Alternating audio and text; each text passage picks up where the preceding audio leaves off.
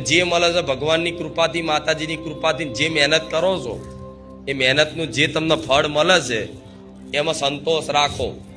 સંતોષ જ સૌથી મોટું સુખ. શું? જીવનમાં સંતોષ સૌથી મોટું સુખ. અને સંતોષ છે ને ઈમાનદારી રાખવાથી આવશે જીવન.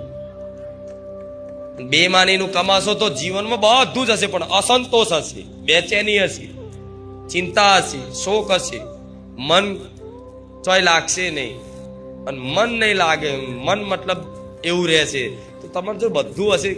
કોઈ વ્યક્તિ તમારા ઘેર દાખલો આલો, તમારા ઘેર કોઈ વ્યક્તિનું કદાચ કોઈનું મૃત્યુ થાય, અવસાન થઈ જાય, તો એ દિવસે તમને ખાવાય ભાવ? કેમ કે જેમ તમારું મન એ હોય ઉદાસ છે, એવી રીતે તમે જો બધું પ્રાપ્ત થઈ જાય પણ મન ઉદાસ રહેશે, મન ચિંતિત રહેશે, તો શું સુખી થવાના તમે? નહીં થાવ, નહીં થાવ. એટલે કહું છું, જે મળે છે ભગવાન માતાજીની કૃપાથી સંતોષ રાખો.